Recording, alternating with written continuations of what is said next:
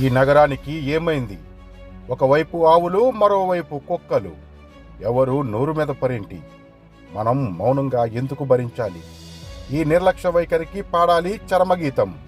యథేచ్ఛగా రోడ్లపై వదిలేస్తున్న ఆవుల యజమానులను ఉపేక్షించకండి.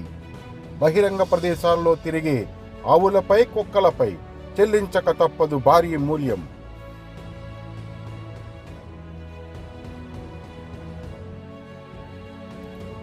తూర్పుగోదావరి జిల్లా నిడదవోలు మున్సిపాలిటీ పరిధిలో యథేచ్ఛగా తిరిగేస్తున్న ఆవుల మందలు, ప్రతి వీధిలో దర్శనమిస్తున్న కుక్కల గుంపులు, పట్టించుకోని మున్సిపాలిటీ అధికారులు. జరగరానిది జరిగితే బాధ్యత ఎవరిది? 1,00,000 ప్రశ్నలకు జవాబుదారీ ఎవరు? గోశాల నిడదవోలులోనే ఎందుకు ఏర్పాటు చేయకూడదు? కుక్కలకు గర్భనిరోధక టీకాలు నిజమేనా? అమల పేరు చెప్పి అమలు కాని ప్రత్యామ్నాయ మార్గాలు.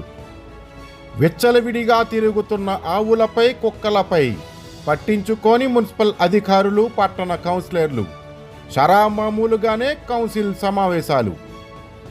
ఏడ చూసినా ఆవుల మందలు, కూడా పడుతున్న కుక్కల గుంపులు, భయంతో వణికిపోతున్న నిడదవోలు పట్టణ ప్రజలు. పట్టించుకునే నాదుడు లెక్క విచ్చలవిడిగా రోడ్డుపై వదిలేస్తున్న ఆవులు, పలావ్ సెంటర్లు, కర్రీ పాయింట్లు, ఫాస్ట్ ఫుడ్ సెంటర్లు చుట్టూ తిరిగేస్తున్న ఆవులు, కుక్కలు. ఇప్పటికే వైరస్ సోకిన కుక్కలు. జరా భద్రంగురు, ఆదమరిస్తే అంతే సంగతులు.